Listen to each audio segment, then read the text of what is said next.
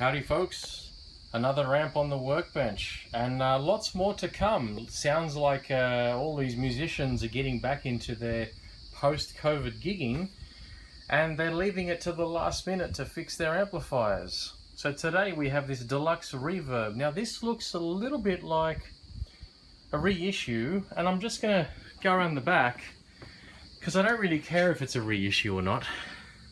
You see a problem here? Now, I'm not even going to plug this in and turn this on because you've got your two 6v6s here, but the first valve socket here usually has a rectifier tube, and this is a 6v6. And this one here's a 6v6. This is in the right spot. This one should be over here. This should have a rectifier tube.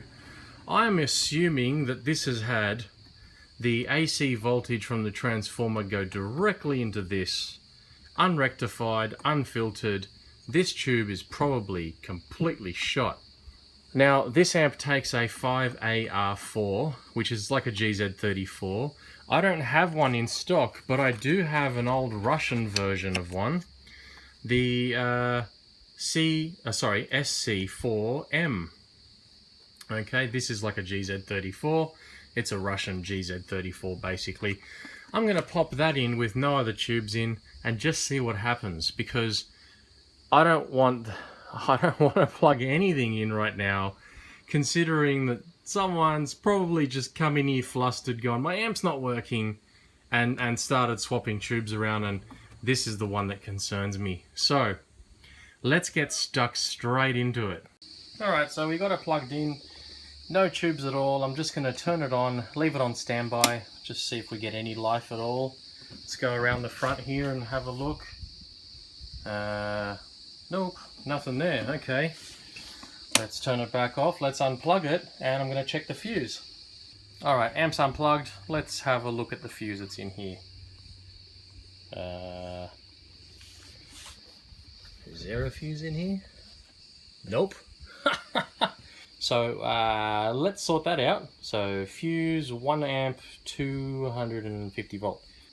Okay, I have a fuse in there. Let's turn the amp on and now let's see what happens. Still no light. Let's turn the amp off. I don't see any smoke. Let's check if the fuse is blown. Nope, the fuse I put in is not blown. Maybe the dual light blew, so I'm going to plug it back in. I'm going to take one of the shields off the preamp tubes here, and let's see if we're getting any heaters. Alright, so I've taken that off there. Now, I didn't notice what I've actually done. Luckily there's no tubes in here for me to fuck around with, but the switches were already on, and they were left on. Anyway, good news is there's a heater. Bad news is the light's not working, so I'm going to power off here. Let's see if those heaters turn off. And they do. That's fantastic. That's good news. So we're going to pop that shield back on. And I'm going to replace the pilot light. Alright, so I took the light globe out. I actually just tested it with a 1.5 volt battery, and guess what? It lights up. So there's something wrong in here, either with the socket, maybe needs a clean out or something, but anyway, we're going to deal with that later now that we kind of know the amp has some sort of heater voltage. Next thing I'm going to do is just plug in a rectifier tube in here and see what happens. And then finally I'm going to plug in a set of tubes, the ones that came in the amp. Fingers crossed they're okay. And then we'll check the bias and do all that stuff, and hopefully that'll be the end of that. And voila! So the socket just needed a bit of a clean out. There's a lot of corrosion and stuff in there. That's working. Next step, let's put in a rectifier tube and see what happens. Alright folks, so I've stuck the Russian GZ34 in here. Let's flick the power on and cross our fingers. Just kidding. It's going to light up, I'm pretty confident. So this is just going to heat up now. You can see the filaments starting to light up here. Now I'm not sticking any 6v6s in here just yet. And if you're ever wondering, the good thing with Fenders, a lot of the times, while that's warming up there, I'm just going to let that sit and soak for a bit. A lot of the time Fenders, you know, they put the tubes here. They put what they're supposed to be. And if you look, we've got a 5 AR4, a 6V6, a 6V6, and then a whole bunch of preamp tubes, 12 AT7s, 12 AX7s. Actually, looking at that, yeah, there's, starting from the right-hand side, we have preamp tube 1, 12 AX7, 12 AX7, AT7, that's probably for the reverb send, 12 AX7 again for the reverb return and tremolo, another 12 AX7 for the, no, I guess the second channel, I don't know, I haven't looked at the schematic for these, and then finally a 12 AT7 for the phase inverter before you go to the two 6V6s. Rectifier tube's glowing. I'm going to turn the amp on now. So what I was looking for here was any spark, any noises, any funny things going on here.